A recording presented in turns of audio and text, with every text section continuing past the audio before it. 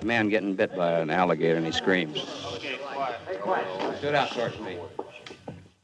Ow! No, not an owl. A real scream of pain.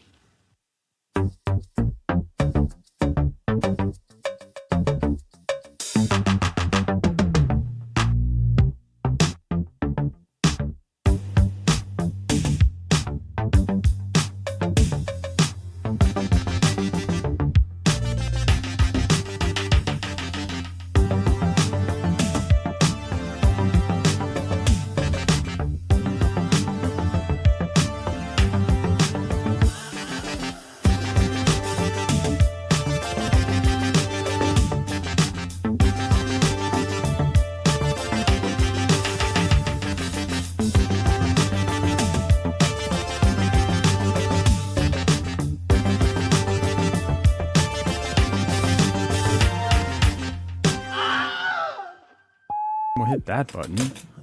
And there are buttons that have been pressed. Everyone's fucking pressing my buttons. Loosen up your buttons. Okay, that was weird. That was weird. I don't know that I feel safe. I don't know that I feel safe right now. You shouldn't. Honestly, this should be a place where we are concerned about our well-being. Yeah. I typically just in general, right. Just the state of the fucking whatever. Okay. You ready? I'm ready, baby. Let's do this shit. Wet behind the ear, huh? That's good. Okay. I'm trying to make my name thematic, so from here on out. So no, I know. I've noticed that. Jason's son all wet behind the ear. All right, welcome back, Screamers, to another episode where we ride this podcast like Schwarzenegger. I'll explain that reference later. We've got look. It's a jam-packed show of movie goodness today. We've got part one of our annual gift exchange with a look at the films Suzhou River, Only the River Flows, and Mami Wata. I know it sounds like I'm saying mommy water, but it's kind of what it is. It's pretty close. Yeah, I mean, yeah. We're also going to take a look at Letterboxd's new rental program. So, Jason, what is up? Yeah, only good things, right? Only good things. Absolutely. Look, can I just say, actually, since I know that I just asked you like what is up, and then I'm going to interrupt you. Yeah, please tell me what's up. The world is on fucking fire. I am really not handling the current state of things very well. So I'm very happy to be talking about things that are not that as I bring up those things, right? But to talk as we talk about those things, we're glad to talk about not those things. Right. But glad to sort of direct my attention towards something else for a little while. Yeah, at least films seem like we have something of grasp upon, right? I mean, some people may disagree with us, obviously, but and probably most actually do, right? But our slice of the pie seems like we can keep a handle on it. I don't necessarily know about anything else, so what are you going to do? I mean, I don't necessarily. Yeah, I don't have a handle on anything else, and don't have anything intelligent to add other than just bunker down, stay inside, and hug your loved ones, because fuck me, man. But other than that, cool. Cool. So why don't you tell us about this rental program?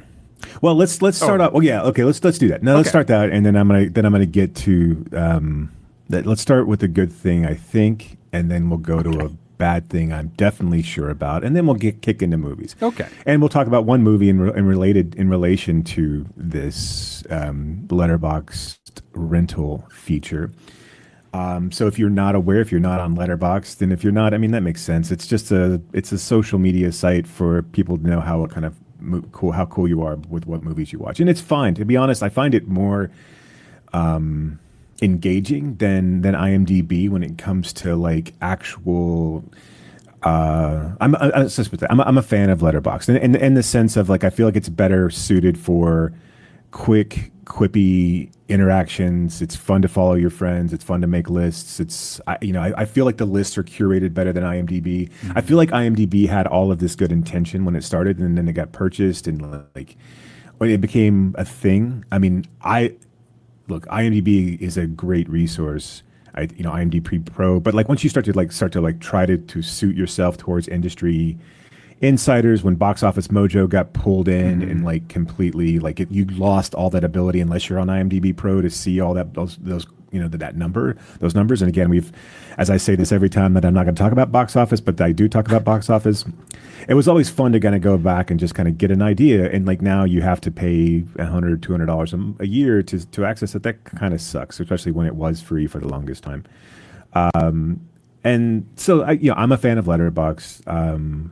That being said, so they were quietly and then kind of hyping up this idea of a rental service on their site, kind of like reopening the mom and pop video store to a certain extent, right? It provide you the ability to rent movies. And so they have, as far as I can tell, they have like 3 categories. Well, if I go to my Letterboxd rentals, and I don't know if it's different for everybody else. I don't know if it's a unique experience for every single person. I don't think that it would be. I don't think it is. I think there are 3 categories, and that's it. It did seem like when they launched it that it was going to be something along the lines of like, oh, these are going to be like, oh, you look at a film and someone likes it, and then you can go and directly rent it. It's not that at this moment, right? It's not. I mean, like there's a Linklater or our good friend Evan calls him Rick, curated selection of French films, and then there's a forgotten or lost gems section that has like it's called Lost and Found. Poison, right? And then there is the legitimate. I think the reason to kind of take notice of this is a section of unreleased kind of indie or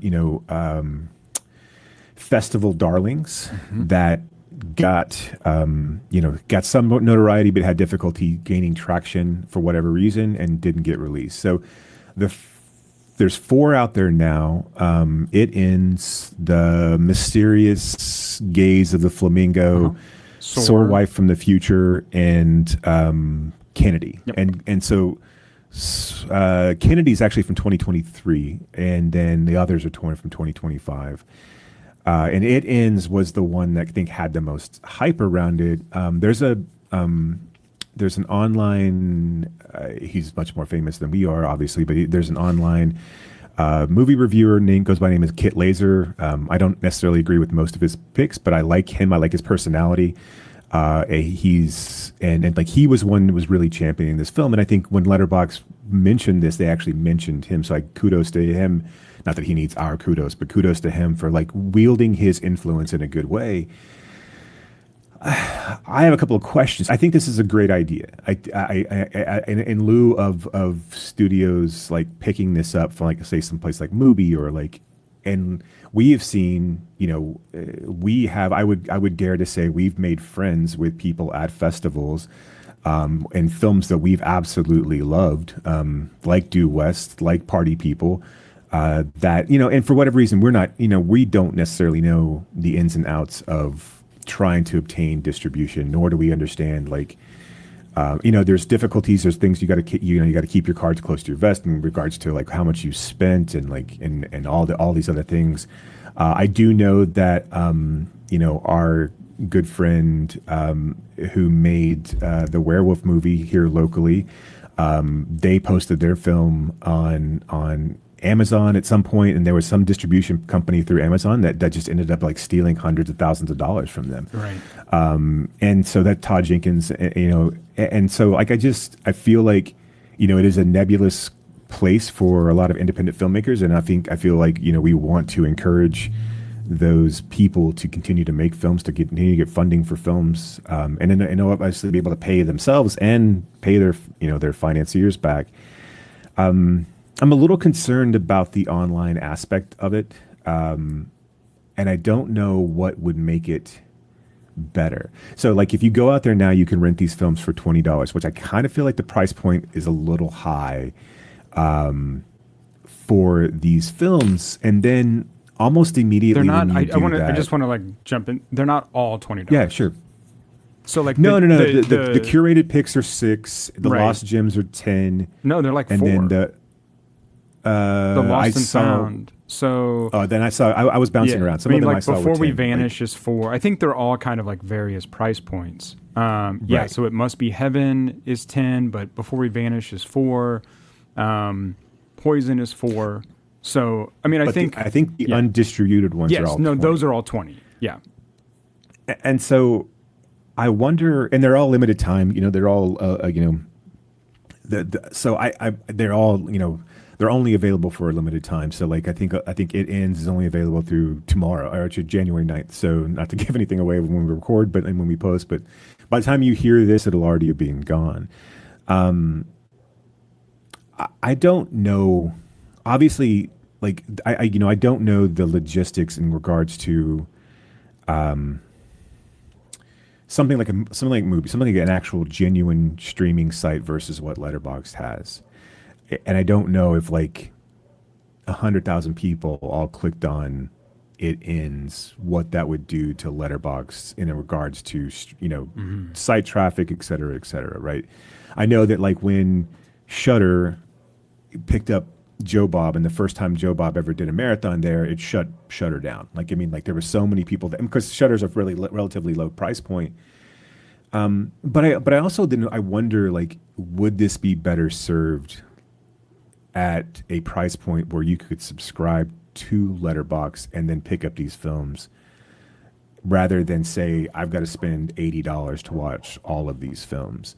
Now, again, I understand too that like it's not, it's not too far off of just a single movie ticket. And of course, if you're gonna watch it with it, but like Letterboxd is not something you can just pull up. I mean, it's not something that has an app on your TV, so you're gonna be watching these on your computer or on your phone. I mean, obviously, I know you can hook an HDMI cable up to your TV and do it that way, but I'm guessing most people don't do that.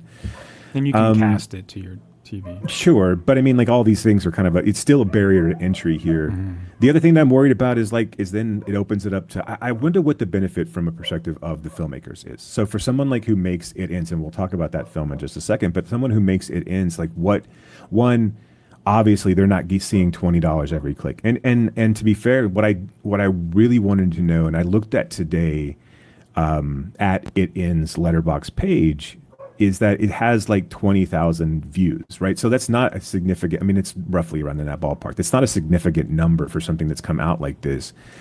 And it also seems like it's the one that should have the most, although it's not by any means. Like, I think the Mysterious Cage of the Flamingo has more.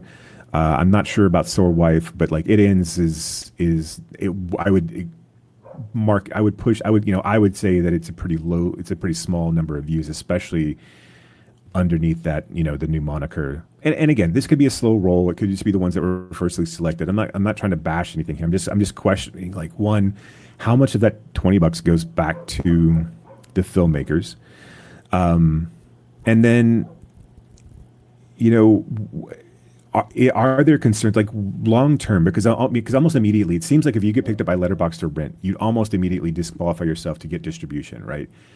Are you going to be in a theater? Is It Ends going to show up in a theater somewhere? I mean, or get a theatrical release? Because the one thing that happens here, right, and is that these things, especially with the press that it gets, is these things are going to be immediately available via piracy. I understand also that has diminished. It's not the same as it was, in the early 2000s, but I don't think it's also insignificant when you're talking about a $20 price point, and then having the film almost immediately available there as well. The industry has to know that that's part of it, even if it's not a thing that it's advertised. And of course, it wouldn't be, but like, it's not something you can combat, right? I mean, like, and there's things you can do, but I mean, like, ultimately, you're going to put it out on a rental site. At some point, someone's going to screen grab it, put it out to, on a site for other people to get. And, so I don't know, like, I wonder what the value proposition is. And maybe, I know at some point, some of these filmmakers just want to get their films seen, but I wonder what, again, but I mean, I don't know what it might. So again, I'm interested in the question. I'm interested to see how these,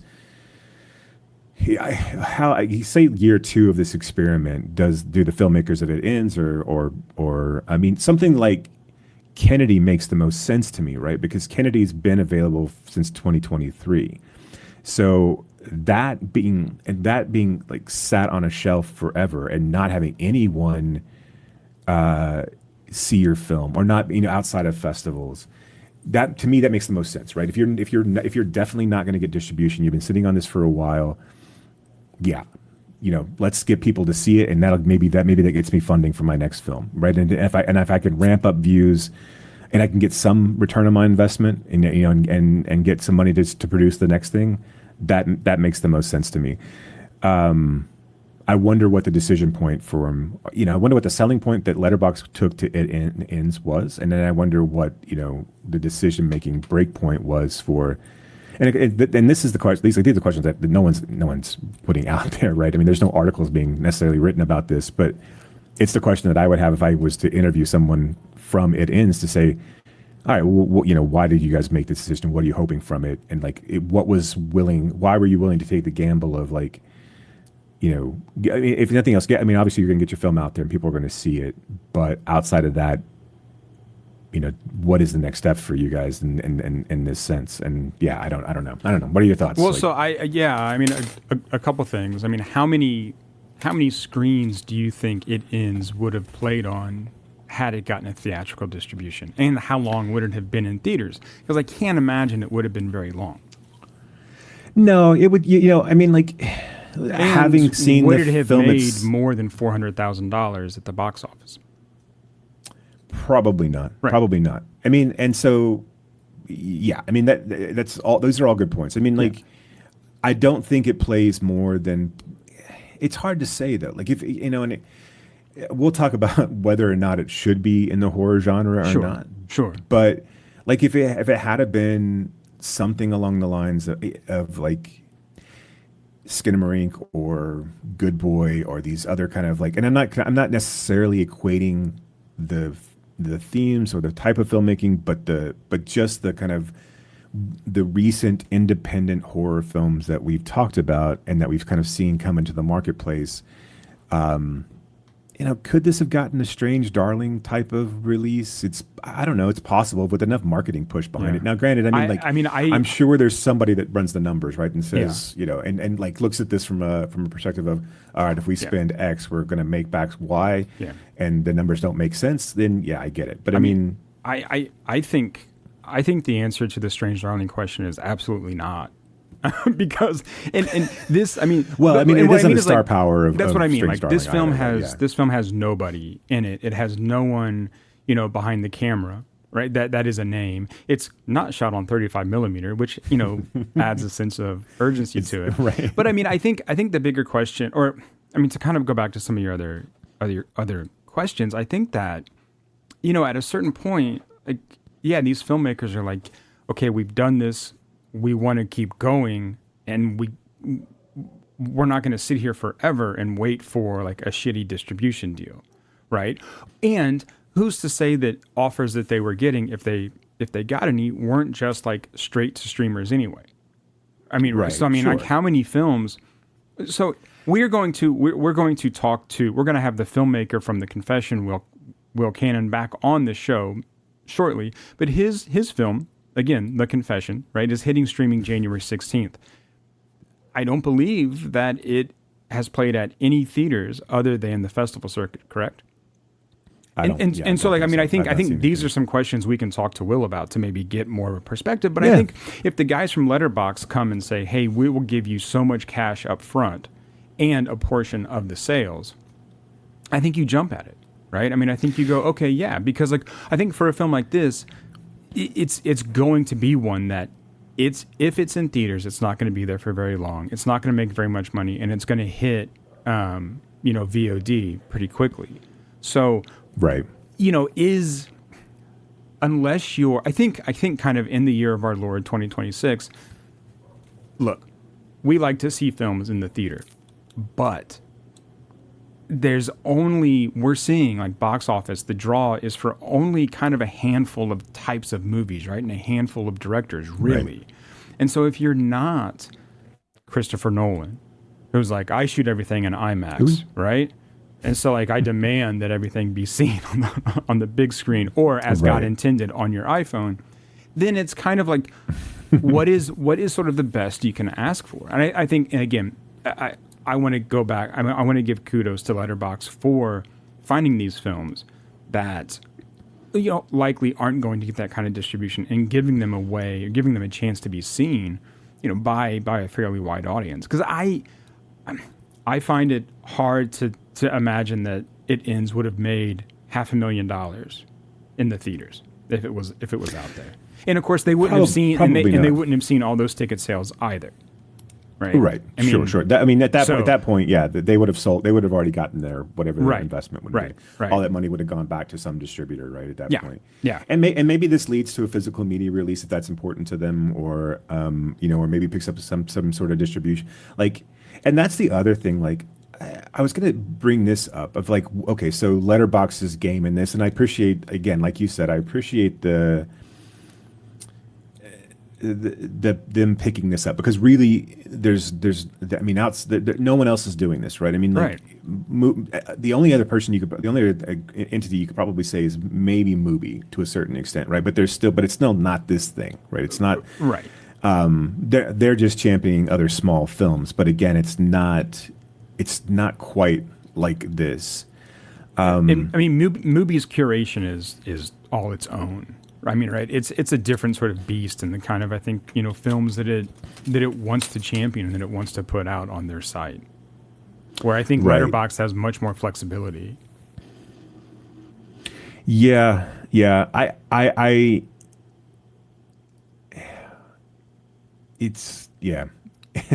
There's all these kind of things that I would love to see. That kind of, and this is definitely one of them. I also just feel like, but I do feel like maybe Letterboxd would be better served with having a very limited streaming service that only had certain number of titles on it. So, well, it does that. Well, I mean, okay, what I'm talking about is a subscription-based streaming service that only has a certain limited number of titles on it. So can I ask you a question about that? How many subscriptions do you have right now? Well, right, but who gives a shit though, right? No, I mean, like, because that's the... But I think because I think here's the thing. I mean, and I understand like why it would make sense, but I think we're going to see some people that would look at, say, like the list of films that are there right now, and they're going to say, I really only want to watch Poison. Sure. Right. And so but I'm at just that playing point, devil's advocate here. Don't yell. No. But I'm with you. No. Okay. So, but this brings up a question though, right? How many people are we anomalies? Because I never do this. I rent occasionally when I can't find it other places, or I can't obtain a physical copy of it. But like, I never ever buy digital. Never. I just don't do it. Yeah. Right. I mean, because again, it doesn't mean anything to me, because it doesn't mean anything to the people that are selling. Right. I mean, it's like, to me, it's like an NFT. It's not a real thing. And as such, like, if it can be taken away from me, at any point in time, I'm not going to pay Apple or Amazon to own a film. Now, if I get it free from some like digital, code or whatever, that's a different story. But like, how many people do you think that there's a large number of people that are renting in that, or and I don't know. I don't know. Or buying, right? Yeah, that I don't. Well, I would say that there's probably more people that are buying than they are renting. I think, and let's take like the average film watcher or the average movie watcher. They don't care about physical media, right? Sure. The average cinephile cares about physical media. But the average moviegoer doesn't give a shit. They're just like, why would I clutter up my house with Blu-rays in these boxes when I can just stream it from my? So like, I'm with you, but I think that on also average, like no one's. But I would imagine then too, it's at a certain point, so for example, like Hulu just dropped MASH, right? So MASH is no longer available on or Disney Plus, where the hell it was. I don't know, but I mean. Like this loss, but again, do people go out and buy entire seasons of TV shows to store in the cloud and then watch whenever? And even then, like, as soon as a rights issue comes up, it could be gone. I mean, I don't necessarily know if people really give a shit about that, or like even recognize that's a possibility. Right. I think that's what you're hitting. I mean, I think that's the thing right there, right? I don't think people know that or care. So my other thing is, do you think? And again, it's difficult to start at this point, like I said, in the year of our Lord 2026. But had it never gone away and had it never lost focus, do you think the actual idea of a rental store, not like a mom and pop brick and mortar, but an online rental store like Netflix used to be or Blockbuster was at one point, could still exist in this day and age? Like, do you think that, like, with all of the niche, like Vinegar Syndrome and like these boutique Blu-ray places, rather, and again, I know that it's difficult, right? Because those places are geared towards collectors. They're not geared towards consumers. When you limit a number of DVDs or Blu-rays to 1,000 or however many, it's not. But if could, and again, the infrastructure is just not there. But like, do you think that could still? Do you think that there'd be a market for that? Or I think you could. I think you could sell it. To be honest, I think you could, but I think no. I think it would be a very niche market, right? I think it would be for people like us, again. And I think because nobody wants to wait for their Blu-ray in the mail anymore. Nobody. They don't. They're like, why? And it would wasn't I? a time when it wasn't a time when you couldn't just immediately access it. Streaming was not. It wasn't a thing at all. And how much? I mean, like, and again, it would take I think a very specific company that would want to do this, because how much is that going to cost them? How much does it cost to store, maintain, purchase Blu-rays? Ship them back and forth, right? How much of that gets covered in the cost? Blah blah blah blah blah. Where Netflix's model now is. It's a digital pipeline, right? Right, but it's become this evil entity, though, as well. I'm not right. And that's the other thing. Yeah, is that, like, none of the original intent of any of these places is never ever. I mean, like, aside from like Netflix at its infancy, right, and at its beginnings, was a release of from the corporate limitations of what Blockbuster. Deemed worthy of rentals, right? And it wasn't. Again, it was just a dumping ground for Hollywood films that you probably already saw anyway, right? Or people who didn't go to the theater who just, and wanted to watch. So you end up with 200 copies of Armageddon in the store rather than anything, that people actually, were interested in. It feels like there's a market, maybe even if it's a small one. But yeah, you're probably right. I mean, no one's going to want to wait. And then again, if they would just end up turning to piracy because it's easier. Right, but I think this is kind of what Letterboxd is trying to do, right? Is getting back to that kind of mindset of, here's some films, right, that are curated by X, right, that you might have forgotten about, right, or never saw, and here's some new films that we think deserve attention. I mean, so to me, Letterboxd is doing kind of what you're saying. But I mean, look, I prefer physical media. I'm with you. I just think, this is the shit thing about capitalism, right? Is it sort of beats down any of those kind of ideas. Right. And let's talk, that leads directly into this next thing. We can come back to It Ends. Let's talk about It Ends. But this leads directly into the next thing where MoviePass is trying to resurrect itself now. MoviePass, which at one point, I would say was not quite at its end it was, but like I would say even at its beginnings, it was kind of a Napster-esque disruptor in the industry. It forced, as much as I hated what MoviePass became and what MoviePass did when it was in its death throes, when it initially started, I had like a grandfathered subscription fee of like, it was $20 and I could see a movie a day. at any theater that I wanted to see, in any you know, was you couldn't see 3D, you couldn't see X, Y, and Z, or you couldn't see IMAX. But that outside, I didn't give a shit about those because one, they were always poorly done, and those were capitalist grabs. They weren't really IMAX. They weren't really. They were retrofitted 3D, so they sucked anyway. And MoviePass introduced something that really forced the hand, and what you see now, and with every single other theater chain has copied it, is provided a subscription service to their theater chain. Before that was a thing, MoviePass did it, and then for whatever reason, I mean, and again, MoviePass was always going to be a losing proposition from a perspective of people actually utilizing their service, right? And then when they did the $10 thing a month, and everyone, and it dropped everyone down, and everyone jumped on it, and they were losing like $40-50 million a month, of course. Yeah. And then of course they had to like immediately, it was, I don't know if people will remember like the last days of MoviePass, but like you'd open up the app and like there were no movies available. Like you just couldn't utilize it. Do you think somebody did a speech like they did in the last days of disco about MoviePass? Probably. MoviePass wasn't Studio 54. It wasn't all that. And so they shut down, and then they tried to reopen, and that didn't go very well. Obviously, I think because again, you've lost one. They should, if they were going to do it, they should have opened. They should have like. I know that the brand recognition was there, but the brand recognition was it had tanked so badly that they should have rebranded it and done it some other way. But now they've reopened, or they will reopen. I'm sure. I think it's.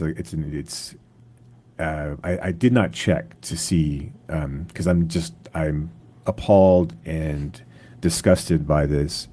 But now they're just another. It's not about movies anymore. It is a online betting app, just like every fucking thing else is, where you can bet on Rotten Tomato scores or box office. Box office gains.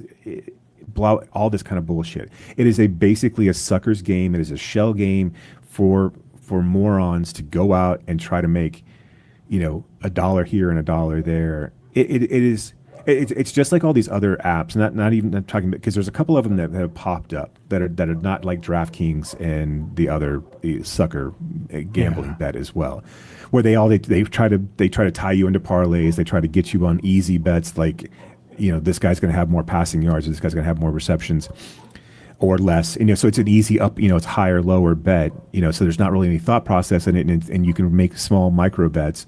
And of course, then you're still losing all of your bank. There's other things you can bet on too, right? I mean, like whether or not Brock will say fuck 6 times in this episode, right? Probably. I mean, like it's an over.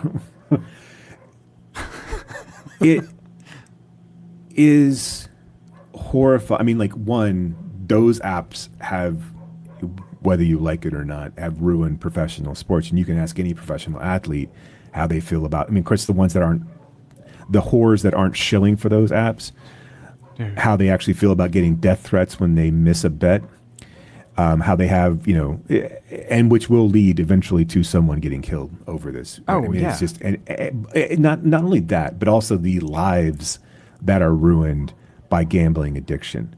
And there's studies that this is the same as drug addiction. Of course it is. Yeah. And that it's just, but at least with drug addiction, when you take a drug, you're going to get that high. Now, granted, the way the drugs were, I understand. I'm not advocating for this, but what I am saying, my poorly stated point is that these apps there's no control over these apps. So if you're good at gambling, they will keep you off of the app. They can ban you from utilizing it. They can take away your winnings. It's bullshit. They only want losers on this app. And that's the God's honest truth, is they only want losers. And so this idea that we're going to, gamify things that can already be gamed.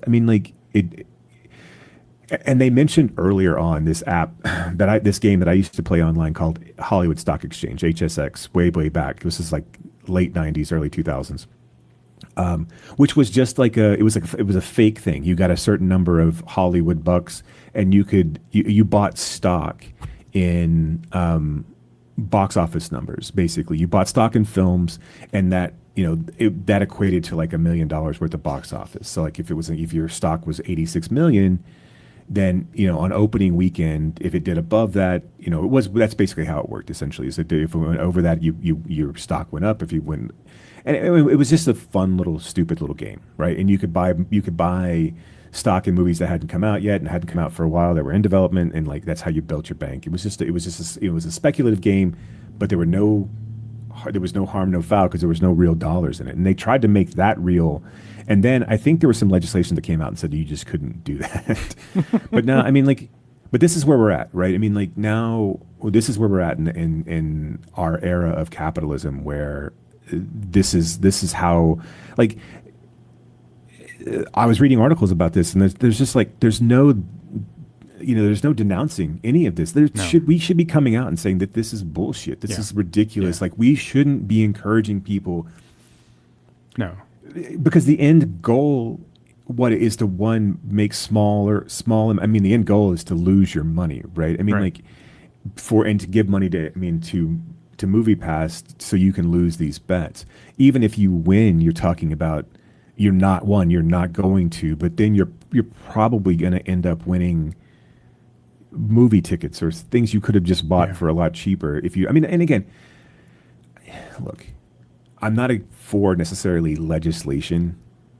Again, if you're a gambler and you want to go gamble, you do you, right? I'm not about like saying that all these things should be legal, but I'm also saying fuck you, MoviePass, and everybody who's behind it right now, because you're fucking monsters.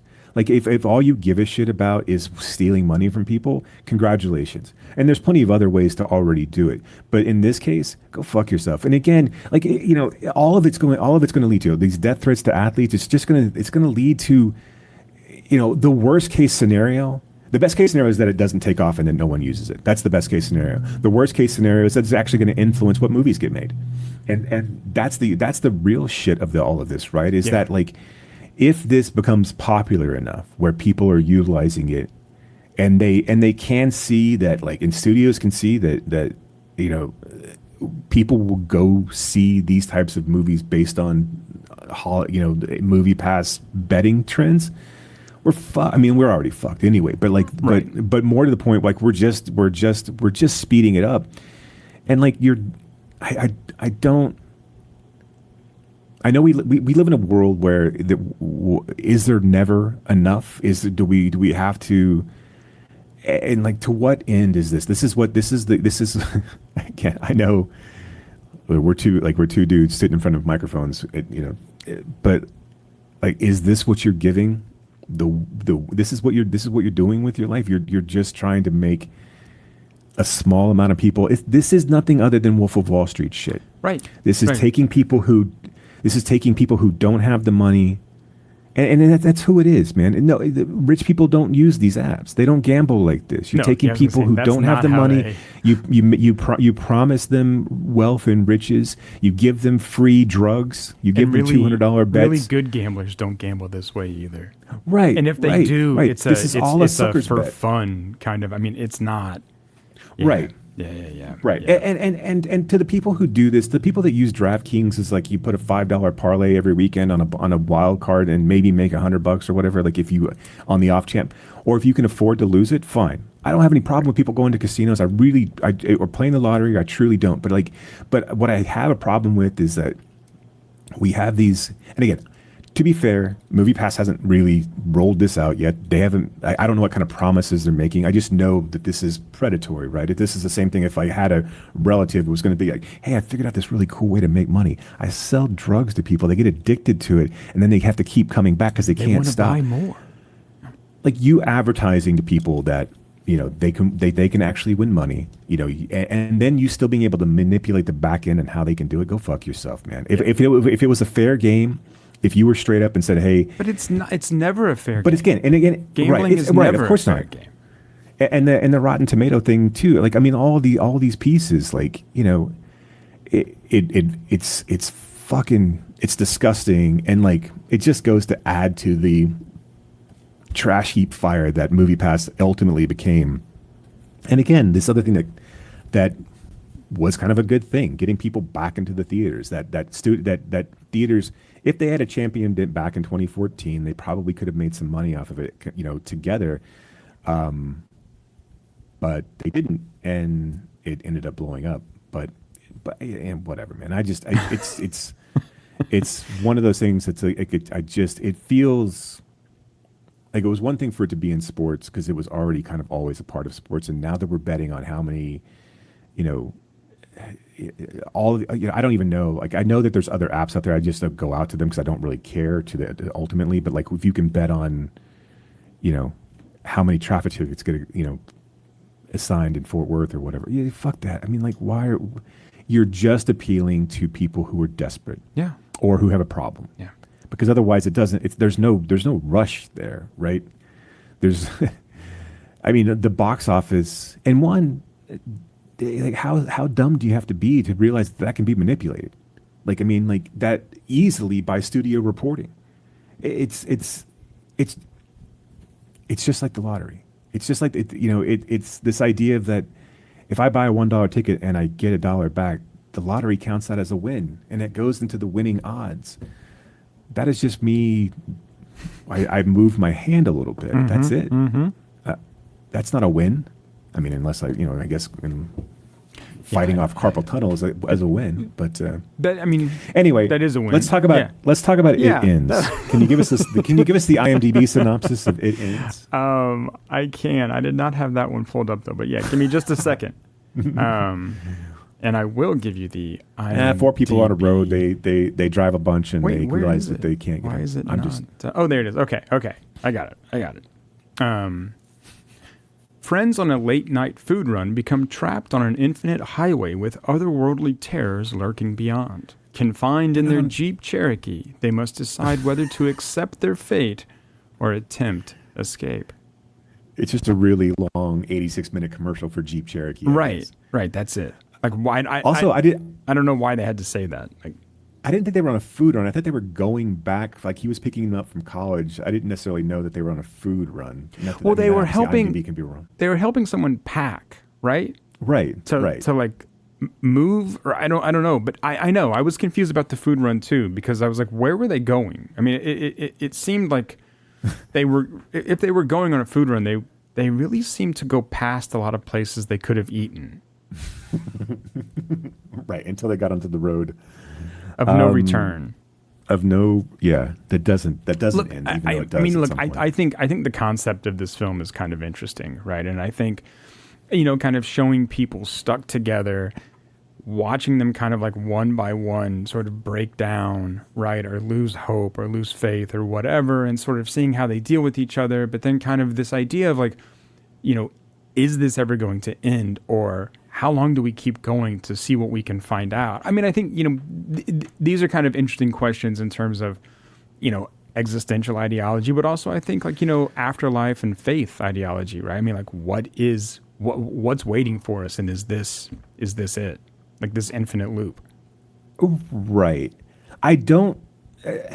my problem with this movie is that it doesn't trust itself enough to stick to that as a concept, right? Yeah. I do think, like I said, like you said, I do think that there's some interesting threads to pull here. There's archetypes that are at play. This idea that, wrapping the metaphor in a never-ending road, and that we can kind of decide when to get on and off, are interesting concepts. And like, I do think that like in a really true independent film sense, this is a perfect type of independent film.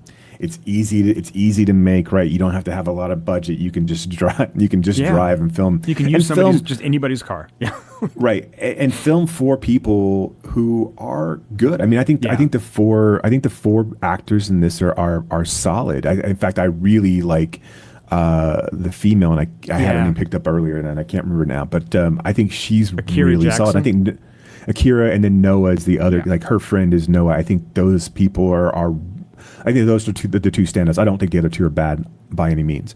But I don't feel like. I feel like wrapping this construct in a horror genre framework, which it doesn't really pull off. I don't think anyway. No.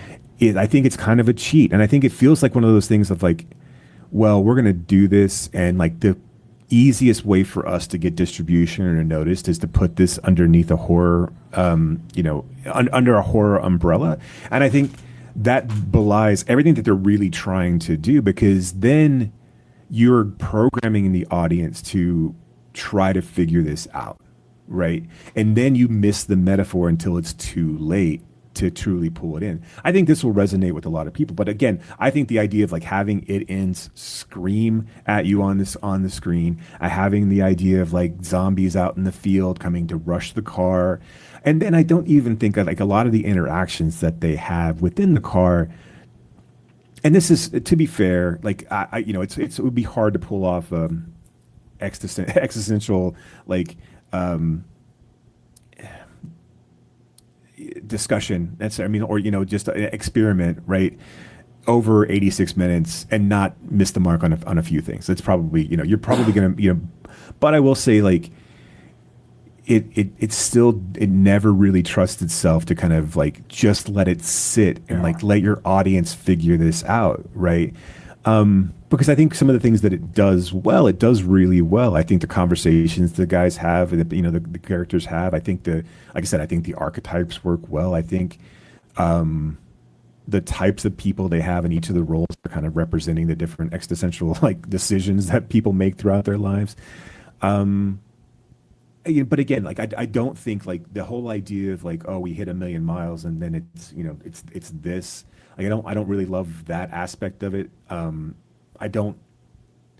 A lot. There was just other pieces like that that didn't make a whole lot of sense to me. I don't think they should have ever been able to turn around. And I know they didn't, but they did at one point to kind of backtrack and then go forward. I think that kind of undermines the entire idea as well. And then I think kind of like the jump scares and the people running out from the forest, trying to get back into the car. I don't necessarily know if that works for me in this again, ultimately with the metaphor. Had there just been people that are scary in the forest, yes, 100% I'm on board with. Having him capture people that are out there and them not being able to answer questions, I'm 100% on board with. But having people try to get back onto the road, I don't think works. Exactly right. I mean, like, there's no point at which the people who left weren't at peace with the idea that they stopped traveling down the road, right? Right. And you give the idea that everybody that's done that is right. But again, I like the idea of them coming across cars from different time periods at different points in the road. I like the idea of this ultimate ending that they kind of have to make peace with. I think there's a lot that this does well. I think that it just it didn't quite land for me in the sense of like, because I feel like the horror aspect of it is such a cop out. I do like, had this have been, this is going to be a weird statement, but had this been made in like the 90s, I don't think it would have had to have done that. I feel like now we're in a weird sense of like where we're trying to get distribution and we're trying to do all of these things and we're trying to get noticed. And so horror is the easiest way to do that. And I think that's what they went with because they knew that they were a small film that probably wasn't that. Who's going to sit through a 86-minute question of existential dread and sit with your thoughts? Yeah, right? I mean, it's like, who really wants to watch Sartre's play No Exit in 2026? Because that's what this is. Really, that's what this is. I really liked the ending when he pulls somebody out of the forest back into the car just so he can have someone to talk to as he's like. To me, that was was really. That kind of like wrapped up who this character really was throughout the film. And that and the cliff, him eating the Cliff Bar, yes, and like realizing that he could have done that. I don't know if he comes to the realization, but the audience coming to the realization he could have done that at any time, and it would have been just as delicious, right? It was like it's not like you're denying yourself these things for what reason, right? I mean, and that's the entire point of the film. I think I think there's a really, really good film here. I just wish they had have had the Yeah. conviction to stick it out and to Yeah. like really try to like lean into it. This, like, I look I mean, at other even if films, the zombies just like tried to drag people back into the forest, but like, what? Yeah, I don't understand like trying to get back in the car. Sorry, no, but I think to me, I think the right play would have been just to have scary things in the forest, right? Having people out there, and because that's the unknown, right? And that's the reason you stay on the road, because it gets to be scary on the outside. And like, but I have having people. You don't need a reason for them to have to continue to drive, right? no. You don't have any real reason for them to run over people in the road. No. Like, they have to continue to drive. I mean, Well, I mean, the whole thing is they're trying to figure out, okay, like, is there an end here, right? Right. Can we at some point reach the end, or what's next? right. And I mean, that's enough to keep them going. Right. Exactly. And then having people try to stop you from doing that, turning the car off, implore. But this, it feels like it was a plot contrivance for the people because they wanted to have people. They didn't want to be driving the entire time. You wanted them to get out and like do certain things, behave in certain ways, scream, dance, whatever. But I still don't. I think you could. I think you could have put something different. But you could have 90 done that. seconds. You could have done that regardless. Of course, Yeah. of course, Yeah, yeah. yeah. I mean, and again, there's something in an existential conversation that says you can't take pauses down this road to the ultimate end of what we're doing, right? Right. I mean, that's. I mean, that's what this and to step away podcast is. right, step away because you ultimately see the pointlessness of continuing on this road that's ultimately going that's going to end up in the same spot anyway, right? I feel like it is a really truly missed opportunity for this movie, and it really could have been one that like sits in people's minds, like something like what we watched last year, like the Beast, or or something like Primer. Oh, sure, or like these, sure, yeah. These Yeah. films that are kind of like just thought experiments that exist as these really quiet. Because I dug what they did with the car, all the drawing inside the car. The conversations they had in the car. I think all those were really, really well done. And again, the people they had in the roles were perfect. I just feel like you started the film off with a horror theme, and then, like I said, you conditioned your audience to try to figure out what's going on, and that's not the point of this film. Yeah, the point of the film is not to uncover a mystery, because there's not one. No. The point of the film is to figure out, like, oh, wow, okay, this is what we're doing. Yeah. Right? When do I stop? Right. When do I give up? Right. But I think your point about a film like The Beast is worth kind of like looking at, because I think, these guys, you're right that they didn't trust the film that they had in mind enough, that they had to kind of say, all right, we're going to go with this angle because we think that will make it more popular. And of course, they didn't have the budget that a film like The Beast had, even though The Beast, really, by all accounts, right, a very kind of art housey sort of French film that not a ton of people saw, and at least at our screening, right, 1/3 of the audience left. So at a really odd spot, too. But I do think that they're probably thinking like, okay, we've got this interesting kernel of an idea, now how do we make it more marketable? And I think that is a sort of, but again, like, this is what happens in our kind of like current age of movies, right? You've got to have that, like, all right, what's the tag, what's the grab, right? So, right, but I still think that, like, had this just have been a film, and maybe you wrap it up in a little bit more of a serious tone. I don't know, but I do think, like, had you eliminated those elements, had you not had the title card scream at the audience, and I think had you have had your, like, you almost immediately start off with, oh fuck, what's happening, right? Had you had these guys, like, for the first half of the film, been content just to drive and to kind of get caught up and lost in the youth of their existence in this world, and then figure out, oh, what the fuck's going, like, having it come up to certain people of, like, especially like the pragmatist, right? I mean, who's like, oh, okay, wait a minute, what's going on? And then I've got to figure this out. Like, yeah, I don't know. Yeah. Maybe they just needed a few more philosophy classes, but. Okay, so if you're still with us, and of course, look, if I've done my job correctly, you will not have noticed the technical difficulties. But we had some, but we're back. And now we're back for the real meat of the episode, and that is I don't know, what is 3 of the 12 days of Christmas? Three French hens. Yes. Right. So here you are. Here we are with the 3 French hens. And look, Jason, because I'm giving gifts to you on this episode, where would you like to start? Let's start what I believe is the most recent one, although I could be mistaken. But let's start with Mami Wata. Mami Wata. Okay. Mami Wata. Na so it be. Since when them born our land,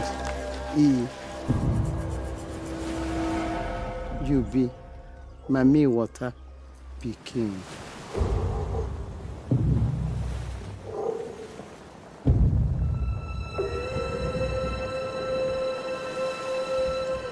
All of them be mad. All of them with a full on, they be mad. Them deceive everybody for evil. Say them go build school, build hospital, bring light. Where the Mami Wata power? You get power where they work for you.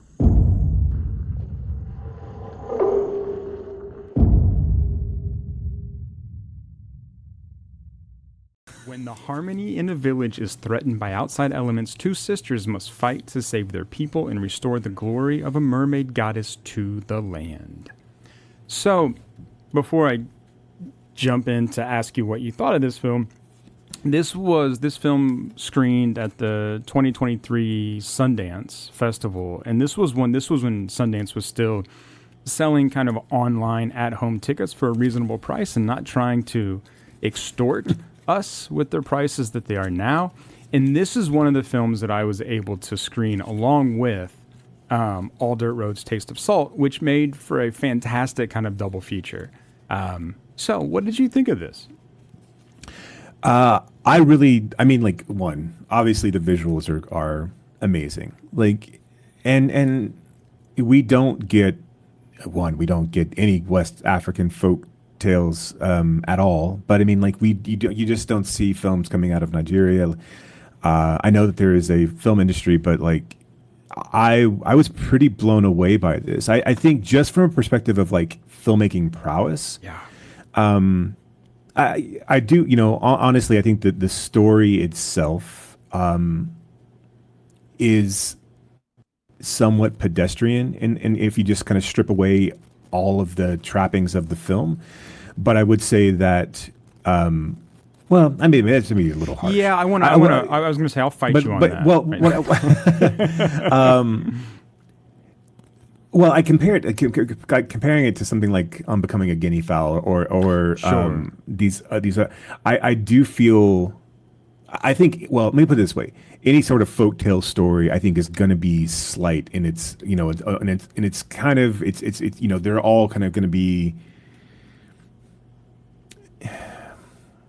I'm trying to find the right words without sounding shitty, but like they're all kind of simplistic in their sense because they're trying to get across a relatively simplistic message, right? I mean, like, from a perspective of like, I don't know, this is deeper than that with colonialism and femininity versus masculinity and matriarchy versus patriarchy, right, tradition, yeah. modernity, tradition versus faith, doubt, power, corruption.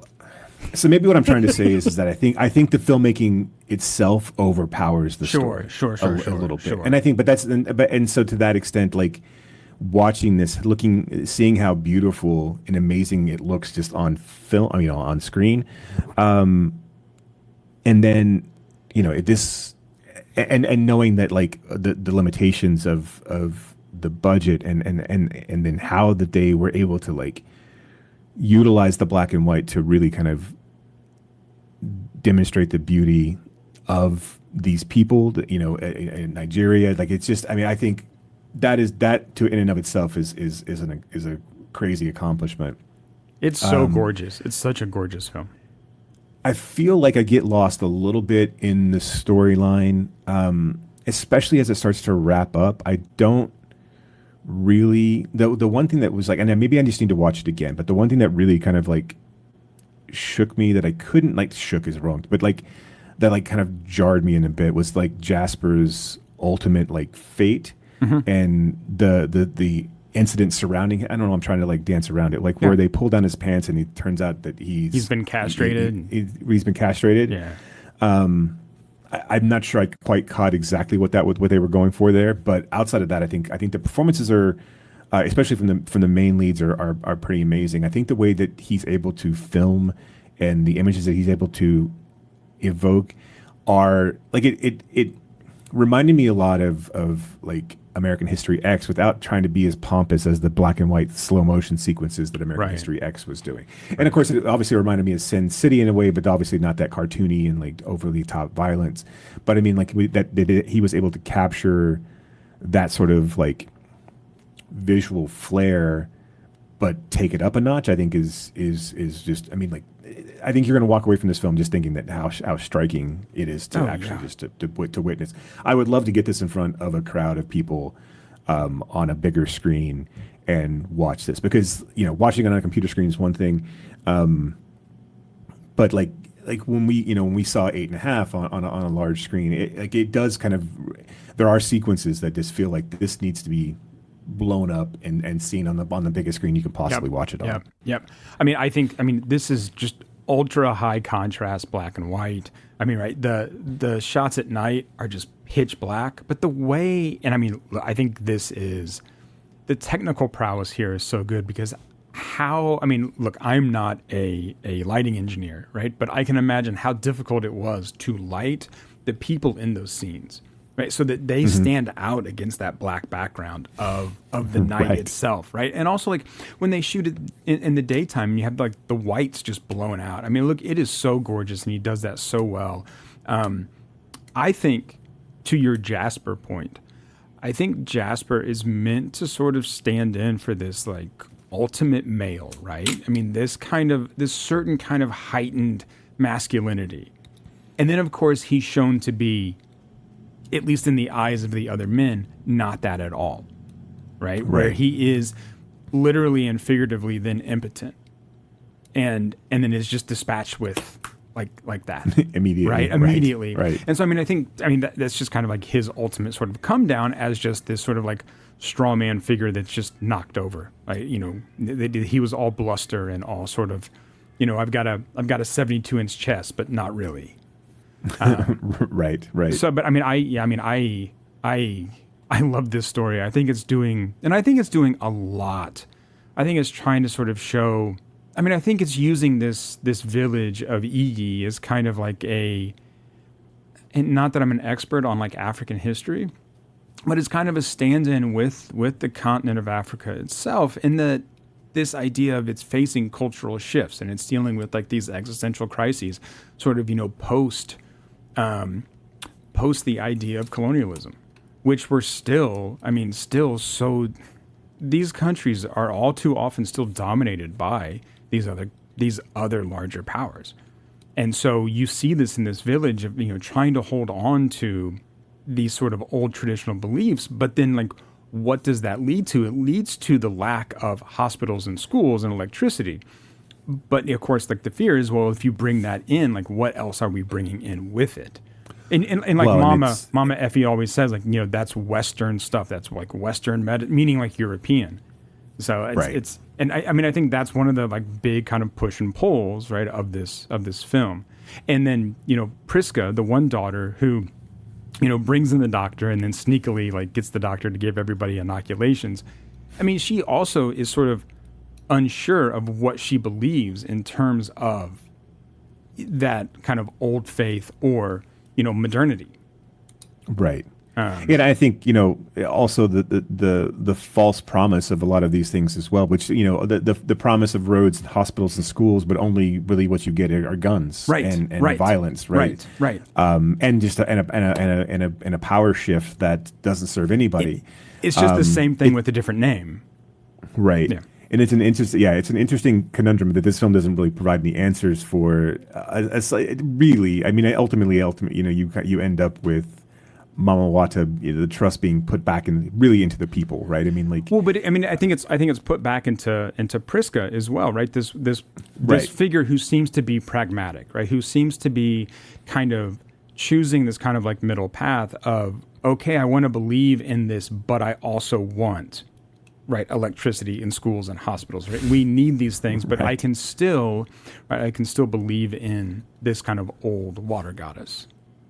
And without manipulating your people, and also taking advantage of your people in order to do so. This idea of like, well, this is the way that we've always done things, and this is, they give these things because this is what's required of them to give, which is ultimately bullshit, right? I mean, it really is an amazing feat, and like one of I know it's got a physical media release.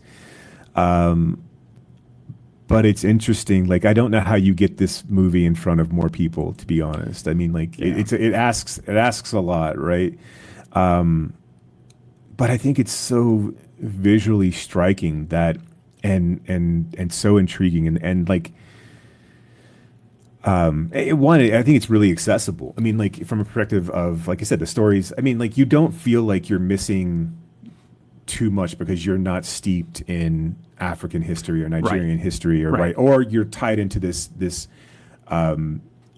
tale of a water goddess who takes care of her people, and will provide when she wants to provide, and she'll provide the things you need and won't when you don't need them. I mean, this idea, which again is not too far flung from any other religion that exists, right? I mean, there's a moment where Jasper, is wearing a cross and is sort of, I don't know, having a moment of crisis. I don't know, but he kind of like, grabs onto the cross and like then he kind of goes on this, big thing of like, oh, Mami Wata doesn't exist. How would you think, have you ever seen Mami Wata?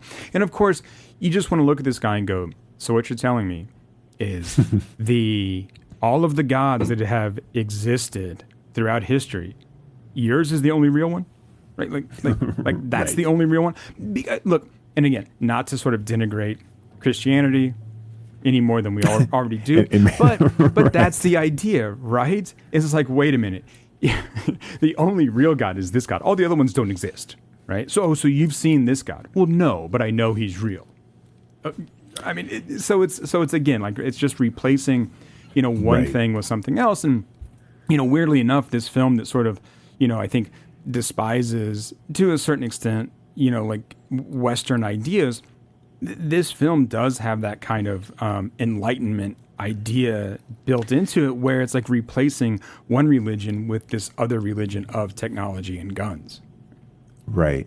I almost at times wanted it to go a little bit more esoteric and ethereal. I feel like it did enough at the end to kind of, but I felt like, and I understand why it doesn't, but at times I wanted this to be more Neptune Frost. I wanted this to be a little bit more inscrutable than it was. See, there's a good double feature. Yeah, that would be great. Yeah, absolutely. But I don't fault the film for it, but I kept thinking, man, this would be really like it'd be cool if we had a little bit more like of the supernatural element, or the the A24 Earth Mama aspect of, like, we have one moment of, like, the moment at the end, it was great. If we had had another moment like when is it Zinwei was is like throwing her totem into the water and it floats back. I mean, like, there had been a little bit more like spirituality or something in that moment, but like smaller things, right? Right. Because smaller things, yes, because it seems like that's the filmmaker's point, is like, we're holding this back until the very end because we've just been questioning it the whole time. And there were moments, and I think a lot of it is, you know, the visual aspect is supposed to pull you in that sense as well. But a lot of moments with like the eyes moving back and forth and kind of being in a dreamlike state, and you know, that's the thing is I had not seen this before, and I only had a chance to watch it once. I'm definitely going to dig back into it again because I think we should try to find a place to program it because Absolutely. It begs for conversation, and it really is just a gorgeous film. No, I'd love to put this up on a larger screen and have conversations about it because I think it's so rich in both of those aspects. Agreed. Have you seen any of their other films? No, because I haven't. I don't know why I was going to say because, but no. Well, that's maybe they may be difficult to find, but I mean, I haven't. I kind of cursory looked, so I mean, I do think they're a little tougher to find, but yeah. This is such a huge contrast lazy. from like. Yeah, it could be. Yeah. There's such a huge contrast from like Ugandan films and like, but I do find African cinema like wildly interesting. Because it is so. It comes from a place of, you know, just true artistic expression, right? I mean, it just feels like these are stories that these people are dying to tell, or they're, you know, from like a Hollywood perspective, they're just like people who want to be and emulate, you know, and have fun with the medium. Yeah, and I think, and they're completely different things. Obviously, I mean, like this is like I would not compare this to Who Killed Captain Jack or anything like that at all. But I mean, don't get them mixed up. Like, there's not somebody who's doing running commentary on Mami Wata. This is a legitimate film. Yeah, absolutely, that deserves to be respected for sure. Yeah, I mean, I think we don't get enough exposure to African cinema, and it does have, I mean, a rich history. I mean, from films like Tukibuki, right? And then draw that connection from Jibril Diop to, you know, his niece Maddie Diop, who made Atlantics, you know, several years ago, which is another fantastic kind of a ghost story. We just don't. We're not exposed enough when we should be. But agreed. Maybe Letterboxd can take that up. There you go. And maybe we can champion it with, you know, like, look, let the two white guys with programming capabilities expose you to African cinema. Right. Doing the Lord's work over here, right? You know what kind of cinema we do get, I think, a pretty fair amount of exposure to, and that's Chinese cinema. So we have two Chinese films on this gift list, and which Chinese film would you like to talk about first? Let's do Only River. I think that's a good call.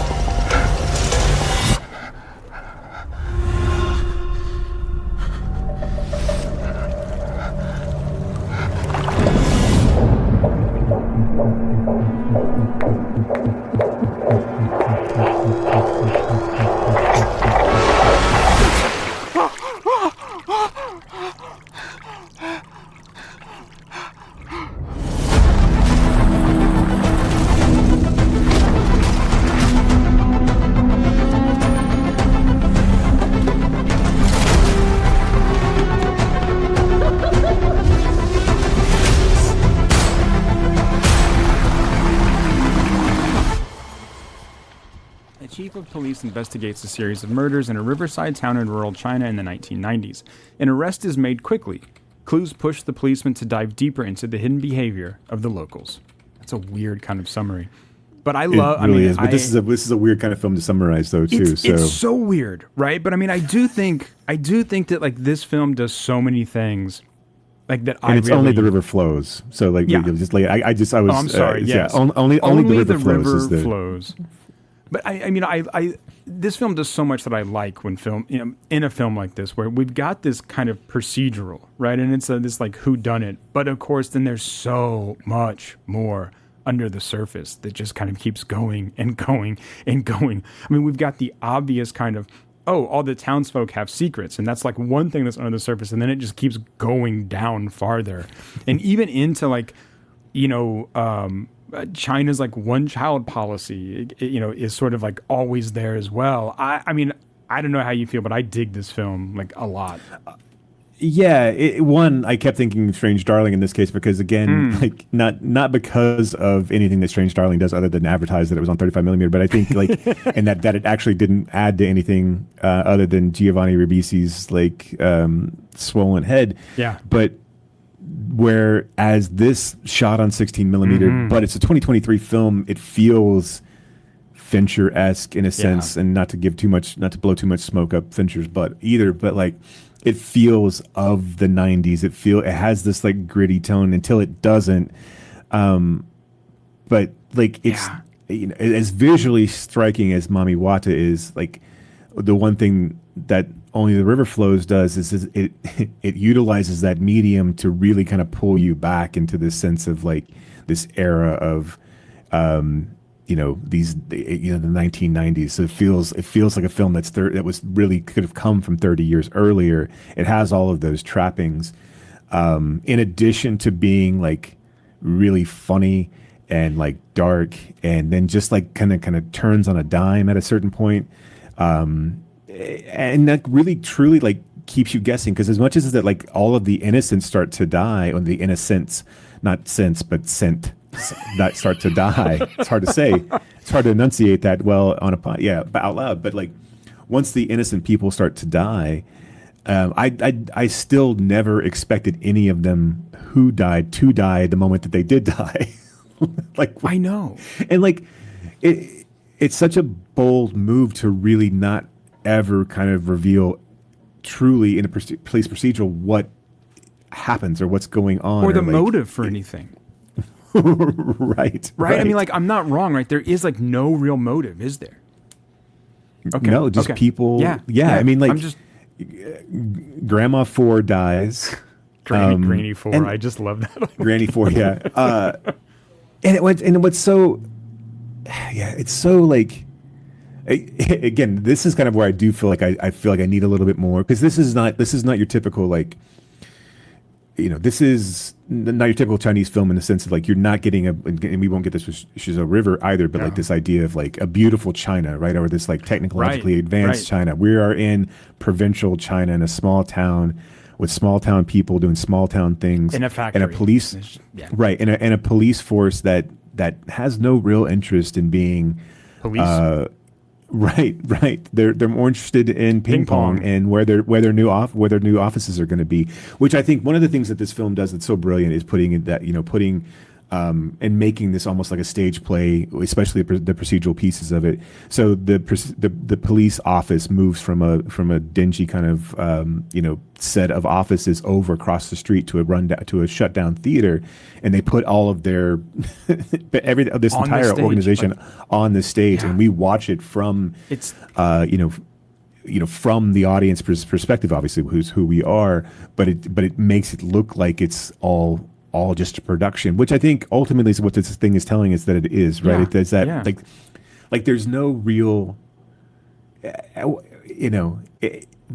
what you don't see, and like we've talked about, like in any sort of police procedural, even one that does kind of leave things ambiguous, is that none of this matters, right? It like everything that happens here has no consequence on the outcome of this story. Things happen and they don't happen. They investigate certain people, they uncover certain clues, but ultimately it doesn't matter. And the police don't. The police chief doesn't care. They don't. I mean, and ultimately a bad guy or a guy gets killed. Gets taken. It takes the fall for the murders and gets killed, and we pat ourselves on the back and we call it done. But you're still left with this sense of unease and people who are dead. And I think that's kind of a really interesting way to look at like a lot of these, like we kind of, this copsploitation and this era that we're in, where we deify, and by design, the legal system and the police procedural, because it kind of conditions us all to believe that it's infallible and that it's that justice is most of the time served, and we don't ever have questions at the end of a Law and Order episode, right? I mean, sometimes people get off because the law's not perfect, right? Yeah, right. But ultimately, we know who did it, and we can all kind of sleep well at night knowing that the bad guys are caught and the good guys win, et cetera. And it doesn't, that's what we've been doing since the beginning of all of our storytelling.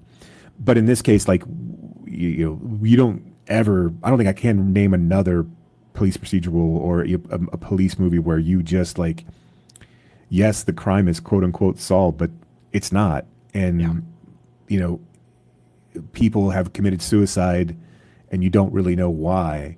And I mean, that's real life. People get commended for solving crimes that they didn't actually solve. And like, I think that's the, we talk about, the kind of the weird, like, running theme is, his child potentially having, a mental defect and the chances that he's going to take. And then even then we don't really know, right? Because like they have the child, but then the child's like staring at the camera at the end. And I'm just like, bravo. This is so good. I know.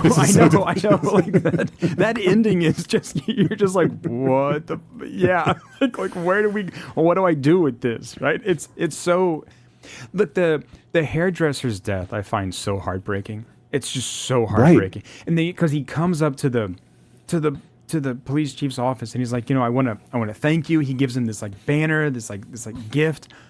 He's like, hey, thank you for doing this. And I feel so much better. There's like this weight off my chest. And then he just throws himself off the building, which you don't see coming. I mean, like, you don't see coming at all. No, I was not expecting him to die. Yeah. Oh, man. And this idea that people, like, he only found meaning in being a suspect and then really trying to, like, he just wanted to go back to jail, right? Right. I mean, he's just like, look, I'll confess, it's fine. I don't want to be out here. Just let me go back. Right. I mean, you have to think that, like, he's thrown in jail for, like, being a deviant, right? Because he's a cross-dresser. He's probably, well, I don't know if he's homosexual or not, but like, we understand that he dresses up as a woman and goes out.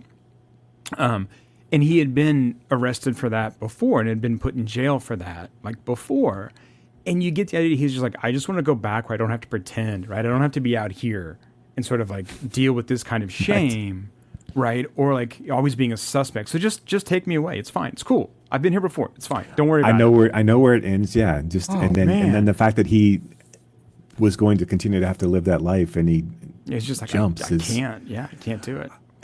That sequence is so, like, it really, I think, goes to how well this story is told, because it lulls you into such a sense of like, you almost like a slow river flowing around a small town. right. But it lulls you into a sense of ease, even if it's still like, because the cop doesn't really give a shit, right? He's he's not going to hang the banner up, and he knows that he doesn't really, like, he never was a suspect ever anyway. But it lulls you into, okay, this is a storyline that has finished, and then it hasn't. Right. And I think that's the other thing that I think, like, on again multiple viewings of this movie, you get better, like, to realize, like, oh, none of these stories ever end when you think that they're going to end. Nope. There's always something else, even when you get the point of view of which is really, really confusing, but the point of view of the second point of view of the murder of Granny 4. Well, he's like dreaming. I mean, this is where, like, the weird, like, surreal kind of like, what is real, what isn't. I mean, like, where and when he, thinks that he shot the guy in the street, and he goes to count the bullets, and he's like, oh. He's like, his boss is like, what are you talking about? Like, you didn't shoot anyone. Like, you didn't. Also, something that I'm sorry, No, go ahead. Yeah, that's I love how kind of like meta this film is, right? I mean, with the sense of nostalgia, with the office in an old cinema. But one of the scenes that I And the wife is always putting together jigsaw puzzles. And there's this moment where they're kind of like in a small little argument, and he just takes a handful of puzzle pieces and flushes them down the toilet. And then later on in the film, you see that puzzle completely put together, hanging on the wall, and he like stops and looks at it. And he's like, "What the fuck?" I mean, but it's so subtle, right? That like you could easily miss that. It, like you said, on repeat viewing, stuff like that sticks out more and more. The one thing that stuck out to me, I did love that at the end of the dream sequence, which is shot digitally, that the film canister catches on fire and and he's trying to put it out, because that's really like the movie that's in his head. It's really the only thing that's like, it's the only thing that's true to him, right? So once it dissolves, but I love the fact that like he at one point has a 35 millimeter, like a very small 35 millimeter reel, or maybe 60 millimeter, whatever it does. I guess a 60 millimeter reel, and he's looking at it from one angle, and like there's a depiction of actions, and he turns it over, and it's completely different. And I think that's, I mean, obviously it's just, I mean, in a lesser film that probably feels a little too on the nose, but I think it does it. It's like so subtle in the way that they do that, and kind of showing you and prefacing that this is how this is all going to go. Yeah, it's so good. Like there's so many things that this movie invites you to try to dig deeper, and like it just kind of sucks you into like trying to figure out the mystery, only to pull the rug out from underneath you, there's no mystery at all to figure out. It's just like, and even if there is a mystery, we're not going to tell you what it is. We're not going to solve it for you. Yeah, we're not going to magically get those pieces from the puzzle out of the toilet and like put them together again. Right. Yeah. Like why are we floating? Why are we trying to to sink our jackets and it's so great. Right. It's also a very derogatory term to call mentally handicapped people madmen the entire time. I know. It was the 90s. It was, yes, it's true. I love the sequences. I love the sequence where they start to listen to the cassette tape. Like no one's thought about listening to the cassette tape. It's in the evidence bag. He puts it on, and then the one other like junior detective starts singing, and the guy just gives him this dirty. I know. and like that character is so great. That character is just so sort of precious, I think, in this film. I mean, look, I think this film reminds me a lot of like Memories of Murder. Right. I mean, like, absolutely. It's got a similar kind of, well, I don't think it's as funny, right? But it's got a sense of humor. It's got this kind of, these sort of detectives who don't really seem to care, right? But they have to do this. Right. I mean, I think there's a lot of similarities there. Yeah. The police, the police captain, like, is almost like Lloyd Bridges in Hot Shots, or Mahoney, not Mahoney, but who's the cop who leads the police academy? Oh, like it's the dad from it's the dad from Different Strokes, right? No. That's not the right one. He's the quintessential bad guy in Mannequin, and he was like quintessential bad guy in like all the 80s films. Wasn't he in a TV show? Wasn't he like the governor in Benson or something? I mean, like, I think you're thinking of a different guy. Oh, okay. I'm thinking of who's Gutenberg's foil in that movie though. Oh, it's not. I think you're absolutely right. It's not like he's not Lloyd Benson, but like who was a governor of Texas for a while or ran for that. Hang on. All right, so let's look this up. Police Academy. Yeah, that's what I was. But it's it's. Come on now, let's have the internet go real fast. I'm thinking of George Gaines. Yes, right? yes. And so he was in Punky Brewster. That's what it was. Okay. Or Punker. Right? He was in Punky Brewster. I'm not crazy. He was well, I know he was in Hearts of Fire too, but like I swear he was Punky Brewster's dad. I think you're right. Come on. Yeah, okay. Yes. Yeah. He was Henry Warnemont and Punky Brewster. But so the guy that I'm thinking of is G.W. Bailey. Yeah. Who was Lieutenant Thaddeus Harris, and he was also in Mannequin and a few other things. So he was like he was that kind of curly-headed bad guy kind of. Right. Right. Oh yeah, he was the bad guy in Short Circuit. Yeah, so he'd been the bad guy in other things like in the 80s. Throughout the 80s, he was always that kind of. He was always that character. what a crazy like life to lead. You're just that guy all the time. I know. I wonder if he was just a peach in person. I'm sure he was a wonderful human being. Yeah. I'm sure he was. Like, at what point, do you feel like, as an actor, your career is always going to be tied to police? Like when they say, "Hey, we're making another police academy," he's 100% on board. Like, I don't care what the script is.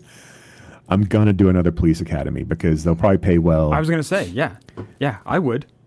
Yeah, I was like, hey, you got to go back and be this role. Cool, right? Write the check. Right on. Let's do it. 1984 to 1994, there were 7 different police academy movies. They ended up with Mission to Moscow in 1994. God. So that's 11 years of playing that same role. I wonder. I hope that it was lucrative for him. I'm sure it was. It had to be. It had to be. Well, you can't imagine though. Like Police Academy, Mission to Moscow was like they knew that wasn't going to make money. Yeah, that was but just I something can't imagine that wasn't like a video store. I mean, how many kids? Sure. Like how many kids like me grew up like watching the Police Academy films and would just watch any Police Academy films because we wanted to see the guy make the funny noises with his mouth. Right. He wasn't in Police Academy 3 for some reason. Where did Police Academy 3 take place? Wait, I thought that was he was only in as an uncredited part in Police Academy 2. Weird. Really? So which was because Police Academy 2 is their first mission. They go someplace else. Right. Like he's 4 was Citizens on Patrol. Okay, and 3 is Back in Training. How was he not in? Yeah, seriously, I know this is good podcasting, but like, yeah, that's weird. But yeah, how did he not make? What's also pretty weird is that Police Academy itself has a 6.7 on IMDb. Yeah, it is not a good that's movie. not. But like look who's in Police Academy 5 too. I mean, you've got Christopher Lee, Claire Forlani, Ron Perlman. Jesus. Yeah, but I mean, like, let's put it. Let's be sign honest. me up. I'm gonna watch that. You're gonna go do it. We'll just do a deep dive and we'll do all Police Academy movies, all 7 of them in one episode. Yeah, I'm pretty sure they're all going to be the same. all right. Let's. When I was a kid, I always thought Police Academy was a rated R movie. Like I always thought that it was a really dirty film, and it's not. It's like it's PG. It's not like it's. It's PG, not PG-13? I don't think PG-13 exists. Well, let's see. Maybe. Well, let's see. Police Academy 2 is PG-13. Right. Police Academy would have been... No, it is rated R. Take it back. Oh, it is rated R. Yeah.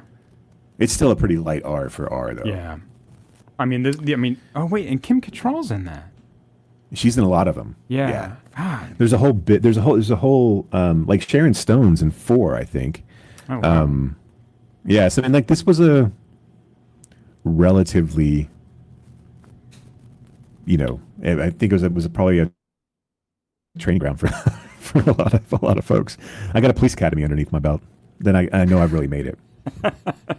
We have kind of diverted off topic. Yeah, I think a little bit, quite a bit from Only the River Flows. Let's get back. Let's take that lazy river back to. back through China. Back to the gift episode. Right, back through China. This time to Shanghai. To wrap up with Suzhou River.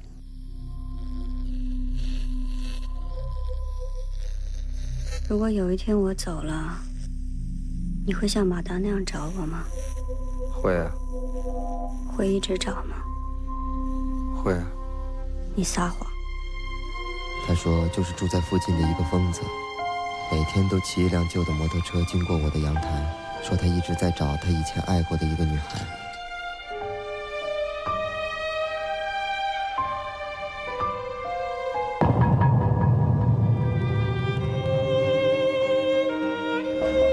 看见了。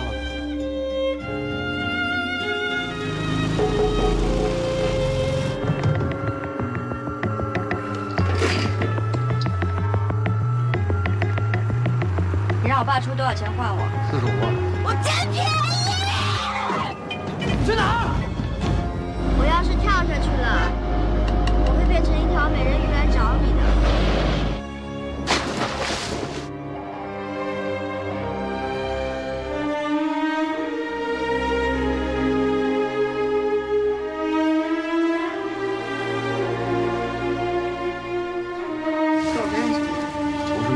我不记得了。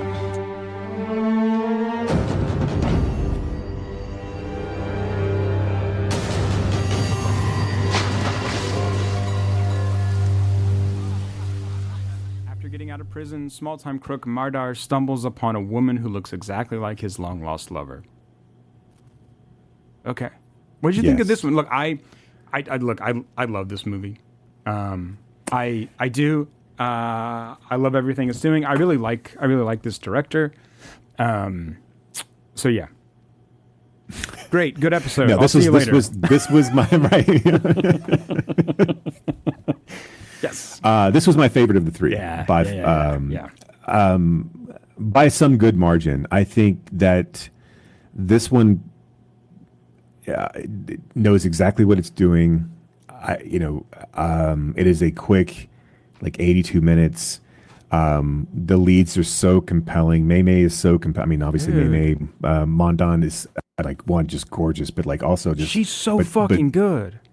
It's so amazing to watch.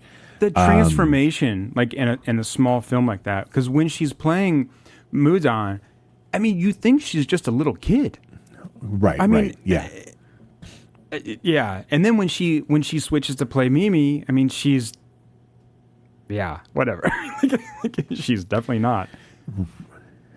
The having the mermaid theme throughout the entire film, having this idea like that, she becomes kind of a legend.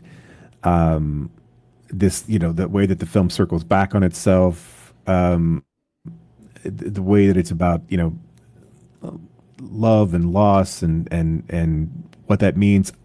Everything about this film is damn near perfect. It's so good. I do think it takes you a minute to like get over the POV piece. But once you bought into that, I was just like, I was like at moments just giddy watching it. Like I was so like happy of like being in the moment of this film, and like, and it was just you take a step. It's like a moment. I was just taking a step back and saying, I fucking love this so much. I love how this is all playing out. I love just being in this environment, listening to these stories. I think having the voiceover overlap a lot of the actual dialogue and make, because the actual dialogue being meaningless. I mean, like, and the story of the courier and the videographer, the crime bosses or whatever.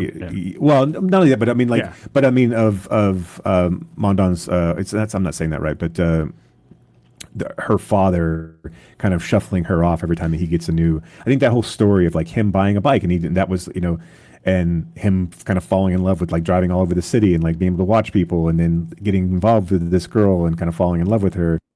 It's so like, it's like weirdly like kind of like. A kind of a like they're watching a before sunrise like story and set around a better like crime story, and then even in the crime story about how like, oh, but what if it was this? Like you think it's this thing, what if it's this, and it's going to change, and now it's going to be a kidnapping story, and like it does it so well, and it moves so breezily through the story, and it feels like a Chinese like Hal Hartley film to me. Like it feels like it feels like one of those moments where I'm just like, he knows how to utilize all these people. They're all perfect for their roles. The dual role of Mimi, is so well done that it feels small in all the right ways. It feels longing in all the right ways. Man, it's such a great movie. It's so much fun. I love the narrative structure of this film, like shifting from this like subjective camera, right, that our like narrator's point of view, to then like this objective camera, right? It really kind of lets us question, all right, what are we really being told here, right? How, like, what story is really real? Because I think there's a big part of this where we have to wonder how much of this is just the narrator kind of filling in gaps, right? This idea that, and he talks about too, like they. No, go ahead. No, I was gonna say, like, he talks about how like Madar stays up late to watch videos, but that's just what he does, right? I mean, so it's like, oh, he's gonna do the same thing I do because I'm telling this story, and then, he has that when we turn to the kidnapping part, it's really abrupt. And I mean, I think in a good way, because he kind of just goes, but what if, right? What if Madar and this other lady were lovers and they had this scheme? And you start to wonder, like, is that really what happened, right? Or not? And it's even towards the end, I think there's still this question of how much of what happened is, true or whatever.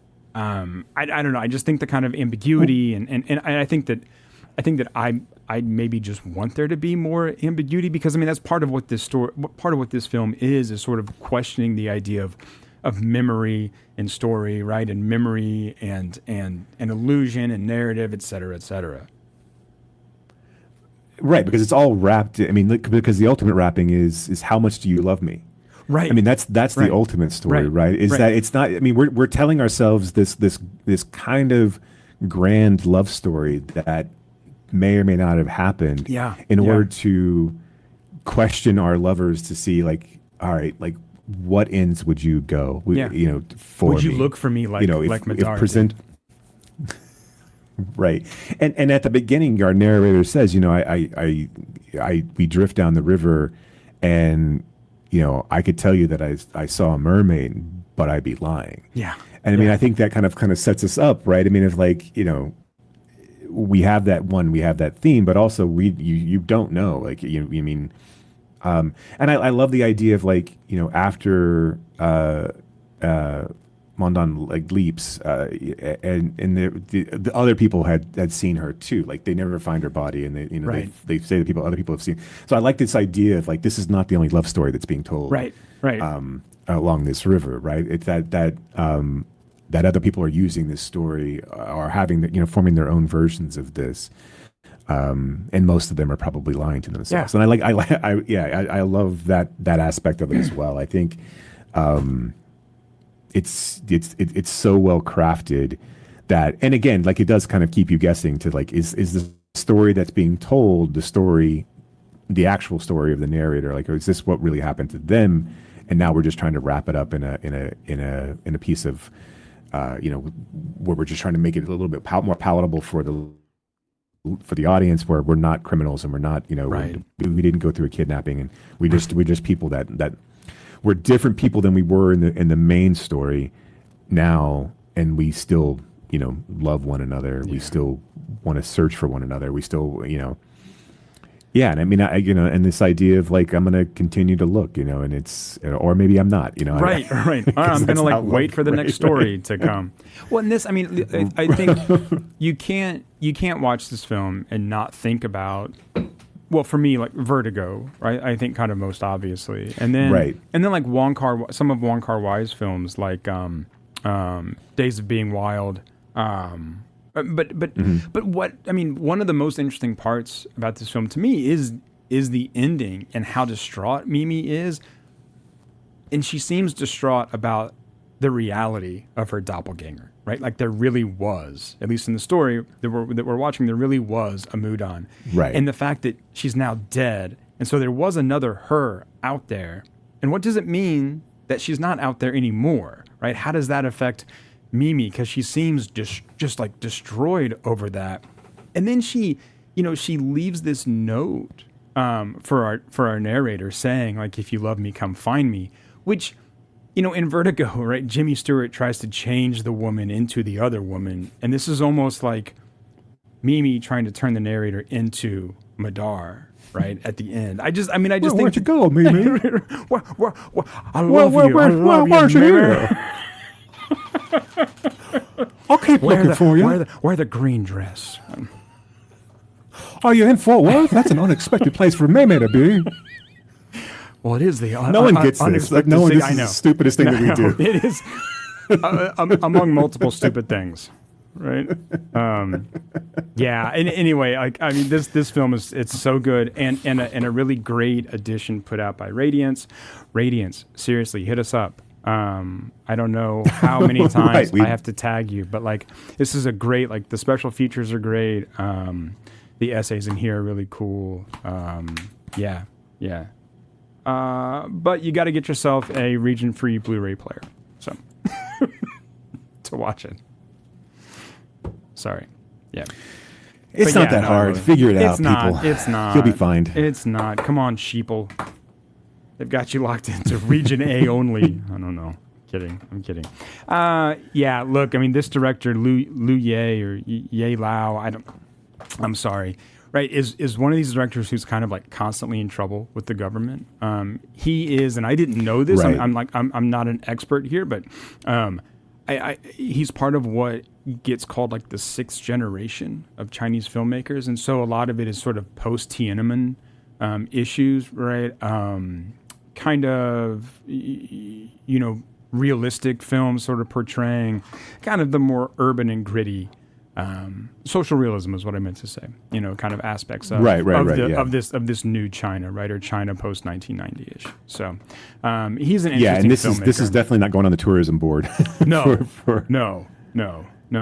So he is. In fact, he has to he almost has to make it a point of making this kind of drab, right? I mean, because it really is, not to not to be that guy, but it is a pretty stunning city. I mean, and obviously those vistas. I mean, that view is pretty amazing. But not in this film.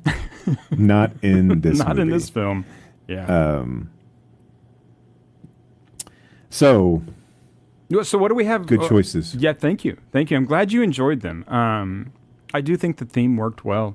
I didn't really intend to have two Chinese films, but I think they were different enough, and we saw different aspects of Chinese filmmaking. So, and we introduced the world to Nigerian filmmaking. I'm kidding. We didn't introduce the world to that. You're welcome, Nigeria.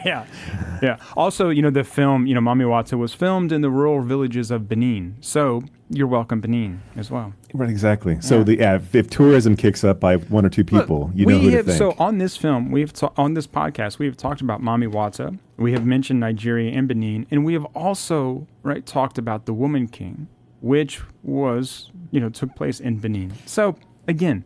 Yeah, you're welcome. If there's one podcast that loves Benin, I mean, also, so Benin, hit us up. Yeah. We'd love to come out and visit. Send us some sponsorship dollars, yeah? The official podcast of Benin. Yeah, you too, Radiance. All right, so next, yeah, exactly. And Indicator, I'm looking at you. Why aren't you sending us stuff? We could... Look, we'll talk about this. Obviously, we will talk about these things. We'll write about these things. We will tell strangers about these things. You just have to get them into our hands. That's all you need to do. So next episode, my presents to you are a little film called Abruptivo, an apologetically longer film called Kinzaza, and then one that I am really excited to talk about, which is a movie called Sunday from 1997, which is a film that doesn't exist, but absolutely should, and I'm excited to talk about that. I'm sure we'll have other things to talk about, but 3 films is enough to talk about in one episode. Yeah. And so those other MoviePass rants or right, why all? Yeah, I mean, we'll talk about Brigitte Bardot's fascism, and because she passed. Also, did you see? Was I mistaken? Did I miss that Bellatar passed? Yes, Bellatar did this pass. week. Yes. Yeah, but it apparently no, I'm not going to make a joke. I was going to. There's going to be a 10-hour funeral. That's better than the joke I was going to make. Yeah, Bellatar passed. I mean, and I mean, such a kind of icon and iconoclastic filmmaker whose films are not easy to sit through, but I think are really rewarding if when you do. So agreed, 100%. Yeah. So yeah, that'll be next time. So something to look forward to. 3 films you probably haven't seen, may not have even heard of, I'm looking forward to those. And so yeah, until next time, thank you for listening, and keep screaming.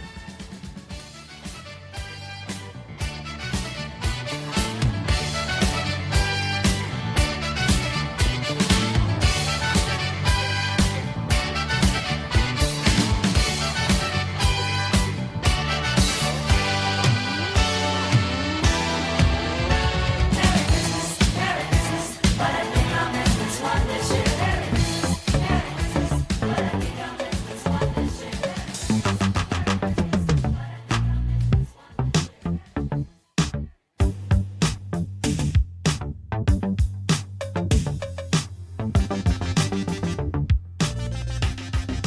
You have been listening to Why Does the Wilhelm Scream with your hosts, Brock and Jason.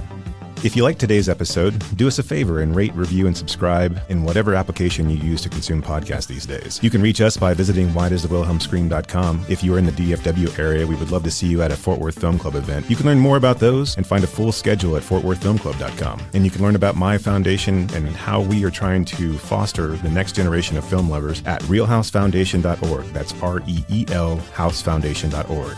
Till next time,